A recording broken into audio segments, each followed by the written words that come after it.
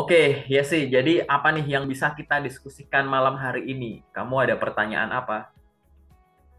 Paling yang itu sih Pak, masalah CV. Soalnya kan aku baru update juga.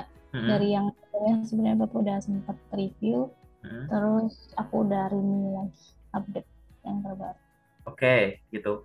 Aku nanya dong, itu kan terkait dengan CV ya. Itu nanti pertanyaan soal CV ini kan akan aku diskusikan di sesi detail. Nah, yang sesi general Mhm. nih, ada pertanyaan nggak? Kamu ada yang masih bingung nggak terkait penyusunan CV, penggunaan LinkedIn mungkin, atau tahapan-tahapan tes kerja yang mungkin kamu belum tahu, atau kayak, Kak, aku kok baca di satu artikel atau satu tempat dia bilangnya gini, tapi di tempat lain bilangnya gini, yang bener gimana gitu. Ada nggak pertanyaan itu?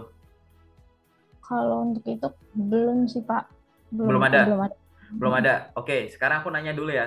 Sejauh ini dengan CV terakhir yang kamu kirim ke aku, kamu udah pernah lolos tes paling jauh sampai tahap apa?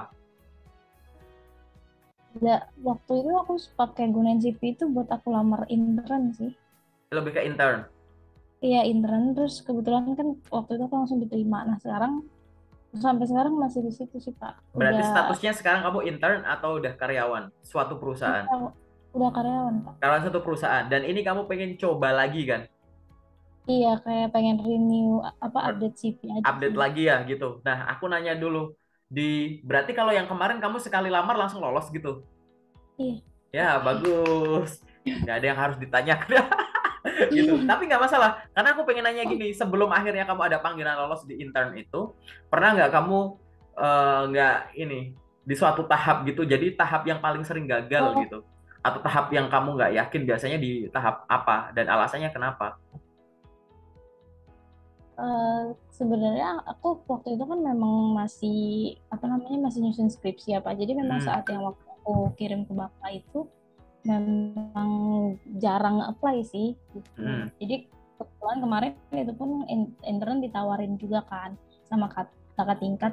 Terus ya hmm. udah kasih CV langsung diwawancara, langsung diterima juga gitu. Jadi emang nggak banyak nge-apply ke beberapa perusahaan. Cuma memang waktu itu pernah dipanggil terus sempat diwawancara, cuma mungkin karena pekerjaannya memang nggak terlalu linear sama jurusanku jadi nggak apa namanya nggak lolos. Oke, aku nanya dong, nanti pencarian karirmu ke depan setelah intern ini atau ini kan masih kerja ya gitu, kira-kira kamu pengen nyari kerja yang sesuai dengan bidangmu ini atau kamu switch? Pengen sesuai sih, nggak pengen yang switch. Sesuai dengan bidangmu yang sekarang ya. Oke. Terus, kamu ada ini nggak? Kamu tahu dong, nyari kerja sejauh ini kan banyak caranya nih.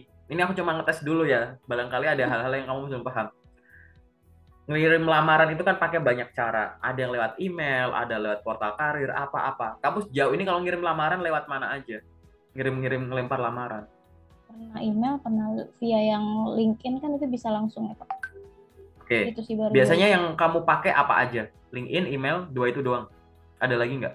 Ya, cuma dua itu doang. Dua ini adalah andalan kamu ya, ibaratnya sejauh ini ya. Oke, terus aku nanya lagi, Hmm. menurut kamu sejauh ini dua-duanya tadi, dua-duanya tadi udah efektif belum kamu cara menggunakannya, khususnya LinkedIn? Menurutmu Kalau panggilanmu itu bakal lebih banyak lewat LinkedIn apa email? Kan kamu kan belum ada pengalaman ngirim nih gitu kan. Tapi kalau menurut estimasi kamu nanti ke depan kira-kira kamu optimisnya gimana? Atau kamu optimisnya abis ini ada yang nawarin aku lagi Kak? Aku mah menurut aku amin aja. lebih ya menurut aku lebih efektif email kali ya Pak. Karena Mm-mm, kalau misalnya email kan kita udah kayak apa kayak ada beberapa juga yang kita bikin cover letter di body tag body emailnya. mm-mm, Sedangkan kan kalau LinkedIn tuh kayak instan langsung ngajuin sesuai yang udah ada di profile LinkedIn kan. mm. Terus sih Kak. Menurut aku lebih efektif email dan kalau email juga lebih sering direspon. Kalau LinkedIn mungkin karena banyak yang apply, jadi kita ke sortir sama lamaran lain. Oke, siap. Terus lagi, kamu kalau sebelum ada tawaran atau kamu yang sekarang mungkin, menurutmu sehari kamu bisa ngirim lamaran berapa? Menemukan loker berapa loker kira-kira rata-rata per hari yang bisa kamu lamar dengan keinginan bidang sesuai yang kamu inginkan sekarang? Sebenarnya karena udah kerja juga ya Pak, jadi emang belum nyari nyari kerjaan sih, belum nyari lowongan. Cuma memang kalau misalnya di LinkedIn suka lihat-lihat kayak kan biasanya ada notification kan, misalnya kayak perusahaan ini membutuhkan ini gitu. Terus kayak misalnya ada yang easy apply, ya kayak ya udah iseng aja apply gitu sih, Pak. Oke, menarik. Aku kasih penjelasan ya. Ini lebih ke nasihat. Aku menasihati diriku sendiri sebagai experience. Kamu juga experience juga udah punya pengalaman kerja gitu ya. Jadi ibaratnya gini, kita saling mengingatkan saja. Semoga suaraku jelas ya di situ ya, karena video kamu putus-putus di tempatku gitu. Agak oh, oh ya sihnya aku kayaknya jelek. Lagi hujan kayaknya nih, Jakarta lagi hujan deras kan. Aku jelasin dulu ya, suaraku semoga jelas ya. Mm, Oke, jadi gini, mm, untuk orang yang sudah memiliki pengalaman kerja, yang tidak boleh dilupakan adalah satu, yang berbicara di CV itu adalah pengalaman kerja Anda. Dalam arti gini, CV itu mengandung banyak informasi penting, tapi jangan lupa untuk meng-highlight, mem-breakdown secara sedetail mungkin terkait dengan pengalaman kerjamu. Kalau kamu mm, sebagai seorang lulusan baru, fresh graduate, kamu boleh menonjolkan keseimbangan antara hal akademis dan non-akademis. Baik itu prestasi akademis, prestasi non-akademis, potensi non-akademis, pengalaman akademis gitu. Keseimbangan ini ditulis semuanya nggak masalah. Tapi untuk seorang yang sudah memiliki pengalaman kerja, CV itu boleh 1 sampai 3 halaman. Tapi penggunaan bagian halamannya, kalau mayoritas itu habis untuk menjabarkan hal-hal yang berkaitan dengan pengalaman kerjanya itu boleh. Jangan sampai memiliki pengalaman kerja, tapi di dalamnya itu mengulas pengalaman kerja cuma segini nih. Segini itu berapa baris ya? Katakanlah segini 15 baris. Tapi kamu membreakdown terkait dengan organisasi 15 baris juga. Jangan gitu. Harusnya yang makan tempat banget tuh nge-breakdown pengalaman kerja ini. Itu yang biasanya kadang lupa. Kenapa kok harus pengalaman kerja yang dijabarkan? Karena sebagai seorang yang sudah memiliki pengalaman kerja, ada 3 hal yang bisa kamu jual dari pengalaman kerja kamu. Pertama, tanggung jawab, besarnya tanggung jawab yang pernah diserahkan ke kamu. Itu yang kamu tonjolkan. CV bukan tempat curhat, tapi marketing dokumenmu. Pengalaman profesionalmu yang kamu tulis secara jujur, kamu tuliskan dengan bahasa yang menggugah calon perusahaan itu untuk tahu kamu lebih dekat dan oke, aku izinin kamu untuk datang yuk kita ngobrol gitu. Oke? Pak, ini aku sambilnya itu ya Pak, ketik di laptop ya. Oh, ketik juga boleh, enggak juga nggak apa-apa karena ini aku Mm, record gitu. mm, mm, Oke, mm, gitu. Jadi terkait dengan itu, kamu seharusnya apa tadi? Salah satu dari 3 hal yang dijual oleh orang yang sudah memiliki pengalaman kerja yaitu lingkup kerjanya ini, tanggung jawab yang diberikan gitu. Karena itu yang kamu tonjolin. Karena tidak semua, oke Pak, mungkin saya adalah seorang apa misalkan sales supervisor. Di luar sana sales supervisor ada jutaan. Tapi tidak semua sales supervisor loh Pak bisa begini begini begini, pernah begini begini begini, bisa ini itu. Oke? Itu yang namanya UFP, Unique Value Proposition gitu. Apa hal unik, hal otentik, hal identik yang ada di kamu yang tidak ada di orang-orang hebat lain. Kalau cuma orang hebat sudah ada banyak. Oke? Gitu. Browsing aja dulu. Apa itu unique value proposition? Gimana cara nyampeinnya gitu. Jadi itu adalah hal yang ditonjolkan nomor 1 dari pengalaman kerja. Lingkup tanggung jawab. Gimana cara menuliskan lingkup tanggung jawab? Jangan malu menuliskan angka di situ. mm. Kamu, misalkan kita gini, kita kayak punya kacamata yang sama. Kita, ya, aku baru lihat ya, kacamata kita kayaknya sama deh gitu. Oke, jadi misalkan kita jadi seorang sales kacamata. Jangan nulis job desk-nya itu adalah menjual kacamata ke calon pembeli. Itu bukan job desk, itu definisi umum penjual kacamata.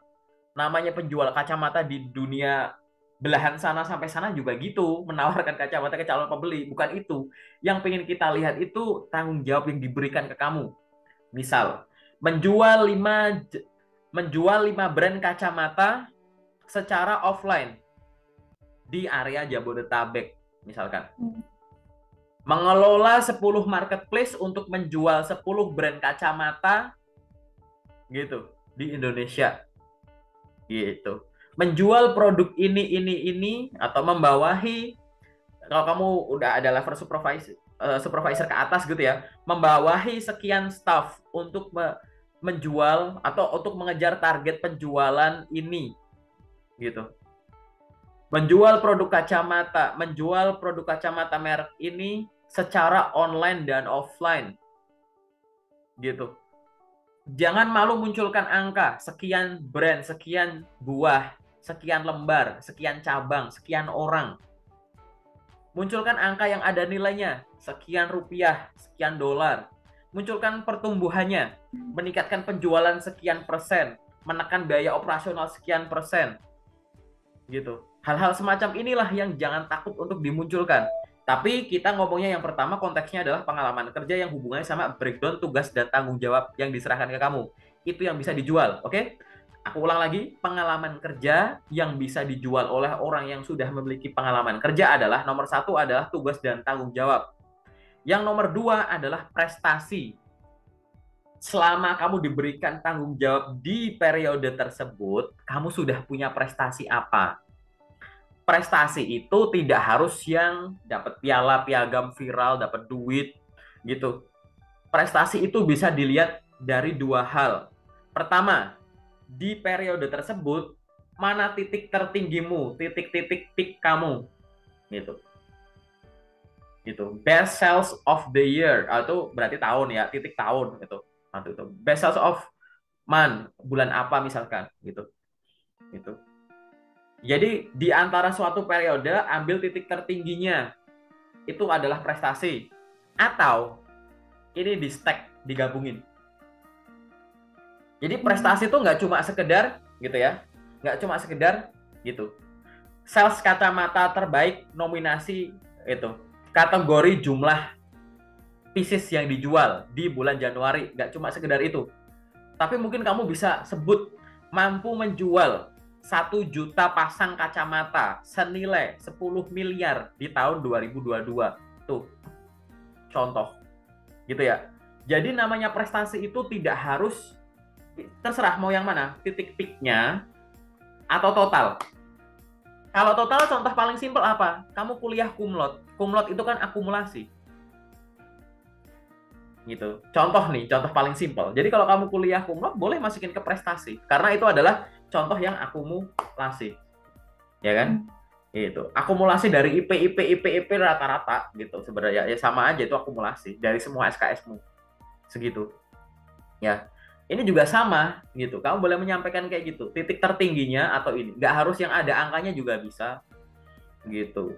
Yang ada angkanya juga bisa. Gitu. Oke? Menyelesaikan sekian project, sekian tender gini. Menghasilkan sekian leads baru atau sekian klien baru B2B gitu. Boleh gitu. Jangan malu munculin angka. Angka bersatuan biasa hubungannya nominal sama growth. Persentase menaikkan omset atau menurunkan cost atau beban. Oke. Jadi ulang lagi. Orang yang punya pengalaman kerja nomor satu, tonjolkan tugas tanggung jawab yang pernah diberikan. Yang nomor dua, prestasi. Oke. Dan yang nomor tiga, skill. Skill yang didapat setelah kamu tuh mengalami ini semua itu apa? Banyak orang lulusan jurusan akuntansi, magang di perusahaan A, habis itu ikut training di training BCD, habis itu sempat kerja di satu perusahaan F, tapi nulis bagian skill tulisannya Microsoft Office, komunikasi, teamwork, gitu. Kan seolah-olah nih bahasanya kan nggak relevan gitu. Skill itu adalah sesuatu yang diperoleh dari mengalami sesuatu kan. Melakukan sesuatu secara rutin dan benar itu akan menghasilkan skill, ya kan? Nah, banyak orang salahnya di situ. Harusnya tuh skill tuh bayanginnya tuh dengan aku menimba ilmu di pendidikan ini, tingkat ini, jurusan ini, aku akhirnya bisa apa ya? Dengan aku magang di sini akhirnya aku bisa apa ya? Dengan aku punya usaha ini aku bisa apa ya? Gitu. Dengan aku ikut training, pelatihan, bootcamp ini aku akhirnya bisa apa ya? Gitu. Oke? Gitu. Skill itu ada dua. hard skill dan soft skill atau technical skill ya. Technical skill itu bisa dibagi jadi tiga. Ini aku gambar di sini aja deh. Ntar, aku share screen. Muncul layar putih ya. Untuk muncul Pak. Aku Oke, masih gitu. Udah muncul? muncul. Jadi yang namanya skill itu dibagi jadi dua. Ada yang technical atau hard skill gitu ya. Technical atau hard skill sama soft skill. Oke. Yang technical itu dibagi jadi tiga. Ada yang sifatnya industry knowledge, pengetahuan bidang, pengetahuan sektoral, sebut nama-nama mata kuliahmu, turunan nama mata kuliahmu gitu, dan lain-lain. Sales and Hmm. marketing gitu, gitu, digital marketing, apalagi misalkan bidang-bidang gitu, customer service, customer experience gitu. Yang sifatnya sektoral, finance and banking, banking and insurance gitu, land transport gitu, gitu, dan lain-lain gitu. Sifatnya industrial, industry knowledge gitu. Yang kedua itu adalah tools dan teknologi. Tools dan teknologi. Yang ketiga itu adalah language atau bahasa, kemampuan bahasa. Tools dan teknologi ini bisa dibagi jadi dua, hardware dan software. Paham kan? Jadi skill itu ada industry knowledge, kecakapan menggunakan hardware dan software, kemampuan bahasa dan soft skill. Banyak orang tuh hobinya itu adalah software saja, ini Microsoft Office, kemudian sama soft skill, teamwork, dan lain-lain. Mereka lupa pengetahuan sektoralnya, mereka lupa hard skill, apalagi kamu orang teknis di lapangan, mampu mengoperasikan ini, padahal operasikan alat ini itu harus punya sertifikasi khusus, lisensi khusus gitu, lupa ditulis di skill. Software di bidang kamu lupa ditulis, cuma Microsoft Word, Word padahal maaf, anak SMA aja juga bisa, gitu. Ya kan? Language, kemampuan bahasa. Ternyata dengan bekerja di situ kamu jadi jago ngomong atau jago berkomunikasi dengan bahasa Indonesia, Inggris, Mandarin, Jepang misalkan, baik secara lisan maupun tulisan. Baru soft skill. Soft skill itu boleh ditulis jumlahnya nggak banyak, nggak apa-apa. Tapi yang kunci itu yang di atas itu tadi semua. Jadi relevan nanti kamu nulis di CV. Dengan kayak begini, aku punya skill ini. Dengan di sini, aku punya skill ini. Dengan di sini, aku punya skill ini. Gitu. Ini adalah kesalahan-kesalahan umum orang nulis CV khususnya yang punya pengalaman kerja. Aku pernah lihat orang baru lulus sekolah, maaf, SMA dan SMK nulis ini udah bener banget. Aku sampai kaget gitu. Ada. Tapi yang salah juga ada. Jadi intinya, nulis CV itu nggak peduli background pendidikanmu. Karena background pendidikan apapun nggak diajarin di sekolah. Cara nulis CV yang benar. Yang mengikuti zaman juga khususnya. Zaman dulu nggak ada tuh ATS Frali macam-macam. Dulu mah di tempat fotokopian, di print aja bisa tuh. Beli kertas kosong yang tabel-tabel diisi. Gitu kan. Atau kamu bikin sifatnya tabel-tabel. Seiring berjalannya waktu, ya cara ngerekrut itu macam-macam berkembang termasuk dalam penulisan CV gitu. Nah, ini adalah tiga hal yang harus kamu tonjolkan dan kamu jual untuk ditulis di CV. Nggak usah dipaksakan satu halaman kalau bisa lebih. Kenapa Hmm. tiga hal ini aku sarankan wajib ditulis gitu, khususnya yang punya pengalaman kerja. Karena tadi kamu tuh unik. Ada hal yang hanya kamu yang miliki karena kamu pernah melakukan itu. Yang lain yang belum pernah jabat di situ, yang belum pernah masuk di perusahaan itu nggak punya. Harusnya itu yang kamu jual, gitu kan? Saya pernah, itulah unique value secara keseluruhan yang ada di pengalaman kerja. Tanggung jawab yang diberikan mungkin sama kita, apa misalkan, nggak usah yang susah-susah deh. Saya pengemudi ojek online. Mungkin kita sama-sama driver ojol. Tapi aku rata-rata order harian aku bisa dapat 30. Kamu berapa? Hmm, gitu misalkan. Aku beberapa kali jadi best driver. Kamu berapa? Aku sejak aku masuk jadi driver sampai sekarang udah 15 tahun. Kamu kapan join? Misal gitu. Jadi walaupun sama kan beda gitu. Nah, untuk membedakan ini, makanya tulislah di CV dengan cara di breakdown. Ada orang sudah punya pengalaman, nulis pengalaman kerjanya itu secukupnya. Nama perusahaan, timestamp-nya, periodenya kapan sampai kapan, jabatannya apa. Ada yang cuma gitu doang. Itu jelas salah fatal. Ada yang tipe standar. Ini tambah tugas dan tanggung jawab. Tapi coba lihat tugas dan tanggung jawabnya. Itu tugas tanggung jawab apa deskripsi umum? Gitu. Apa definisi umum? Nih ya, aku kasih tahu. khususnya orang yang sudah punya jabatan. Kita sebut ya, sales manager misalkan. Oke? Ini fungsionalnya. Secara fungsi, fungsimu sales. Secara struktural, kamu tuh manager. Jadi kalau nulis di job desk, tonjolkan unsur struktural dan manajerial. Banyak orang nulis dia udah punya jabatan level manager tertentu misalkan, account manager, apa manager gitu. Tapi job desk-nya itu job desk staff, paham nggak? Jadi misal kamu sales manager, kamu punya supervisor, kamu punya staff. Tapi job desk-nya tuh job desk staff. Nggak muncul istilah-istilah atau kata-kata ini fungsimu sebagai manajer mana gitu. Yang mulai dari merancang, mendelegasikan, eksekusi, evaluasi, coaching, istilah itu nggak ada. Itu kan fungsi-fungsi manajerialmu kok nggak ada. Monitoring, controlling itu nggak ada, gitu kan. Jadi kalau kamu nanti punya pengalaman kerja yang sifatnya udah bukan level staff ya, udah naik gitu misalkan ya, gitu. Apapun deh gitu. Customer service supervisor. Job desk-nya itu harus menunjukkan sisi customer service-nya, harus menunjukkan fungsimu sebagai supervisor. Makanya dengan menyebut bahwa membawahi 3 orang CS gitu untuk melakukan transaksi harian di bank ini di cabang ini gitu. Jelaskan itu dari sisi manajerialnya itu ada. Selain dari itu dari sisi apanya? Mungkin sistem reportnya gitu kan. Menyusun laporan ini dan directly report ke siapa? Oh, ke asisten manager, ke manager gitu. Jadi jangan sampai lupa. Ini juga sering dilupakan gitu. Paham ya?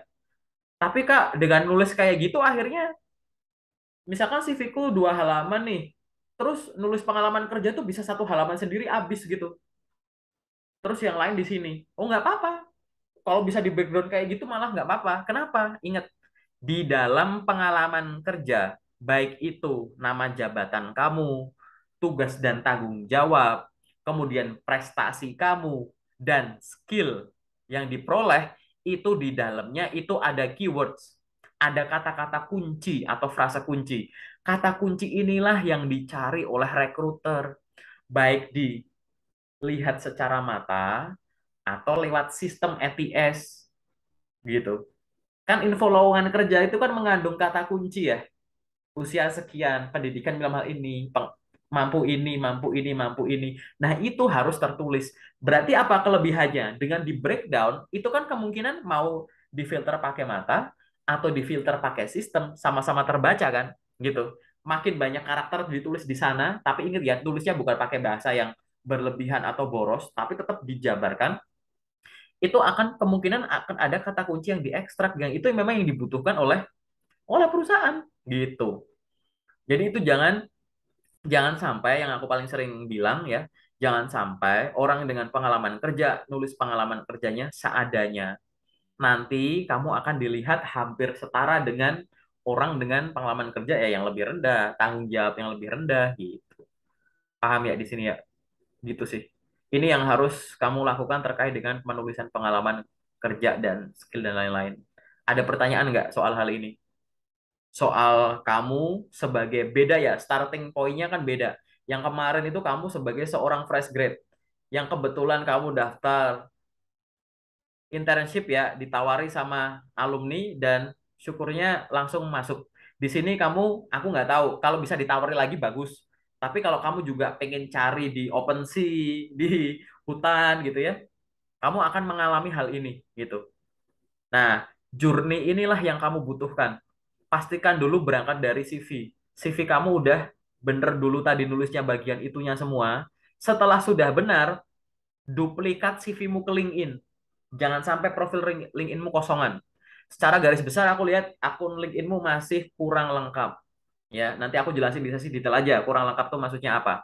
Tapi pasti dengan penjelasanku barusan kamu udah nangkap gitu ya bahwa LinkedIn itu kalau kamu ngelihat ada teman-teman kita yang bikin akun LinkedIn seadanya, tiba-tiba bikin postingan, dilampirin CV atau pas foto, itu salah, itu nggak tepat, itu nggak efektif. LinkedIn hanya butuh profilnya dilengkapi.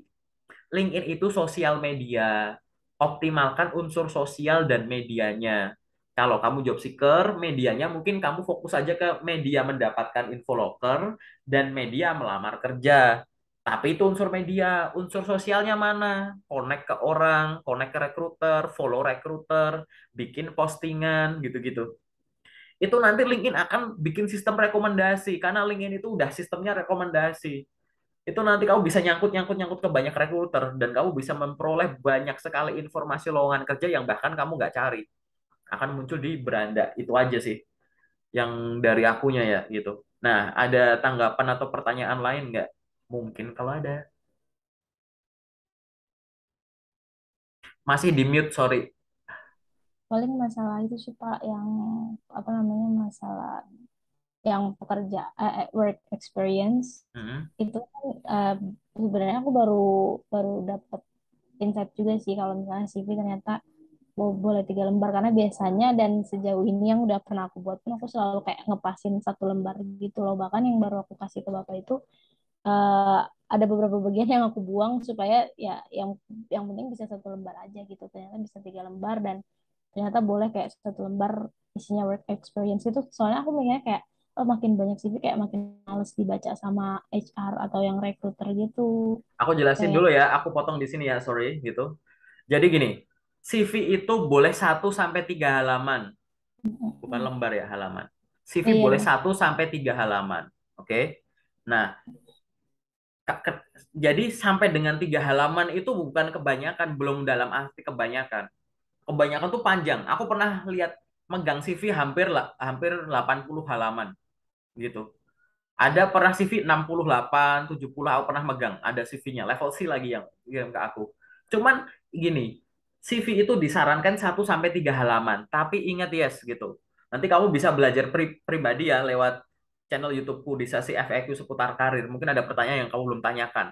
Akan banyak insight baru. Jadi gini, kenapa CV itu boleh kayak tadi? Ya karena tadi pengalaman orang tuh beda-beda gitu. Nah, kunci nomor satu adalah soal halaman. Jangan pernah menulis CV dengan mengejar halamannya. Ingat ya, kenapa jangan menulis CV dengan mengejar halamannya? Aku kasih contoh. Di sini ada 3 orang, ya. Ada 3 orang. Katakanlah si A, si B, sama si C. Oke? Ini ada 3 orang. Oke? Si A ini eh ini kejar CV, kejar halaman atau enggak? Ini pengalaman gitu. Si A pengalamannya banyak. Dia kejar halaman CV, tapi dia juga jago untuk desain CV-nya. Ini jago atau enggak gitu ya. Ini jago atau enggak desain CV-nya gitu kan. Sehingga dia bisa menghasilkan CV 1 halaman.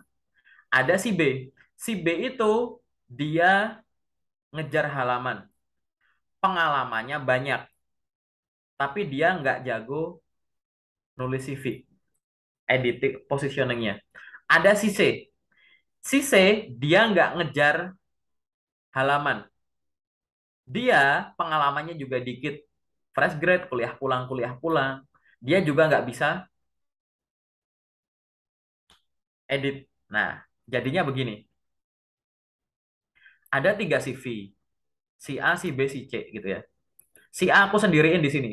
Si A dia jago desain dan pengalamannya banyak gitu. Sehingga dengan sedemikian rupa dia mampu menulis secara baik dan benar di 1 halaman doang. Ini nggak masalah, kita nggak usah bahas. Kita akan bahas si B sama si C. Si B pengalamannya banyak, tapi dia kayak aku pokoknya CV harus 1 halaman nih, nggak cukup. Sehingga apa? Dia ngejar halamannya. Info yang penting tidak dimasukkan atau dimasukkan secara secukupnya. Sehingga dia masukin kayak begini, yang nggak dimasukin ada segini nih, sekantong. Si C, dia nggak banyak pengalaman, istimewa juga nggak, kuliah nggak ada yang istimewa, dia nggak ngejar halaman. Pokoknya semua yang aku punya sampai detik ini aku tulis di CV. Lah karena nggak banyak pengalaman, semua hal yang dia punya ditulis di CV, ya muat 1 halaman, orang nggak banyak, paham nggak? Gitu. Jadi Si B itu total pengalamannya itu ada 200. Yang ditulis cuma 100. Yang 100 masih di kantong. Si C pengalamannya cuma 100. Yang dimasukin ke CV 100. Yang nggak dimasukin nol. Paham nggak? Di sini fenomena yang terjadi, resiko paling parah yang terjadi, yang mungkin terjadi dan pasti terjadi dan sudah sering terjadi adalah orang berpengalaman akan kelihatan setara dengan orang yang nggak banyak pengalaman. Hanya karena salah prioritas, salah nulis di CV. Kamu kan nggak bakal ditebak.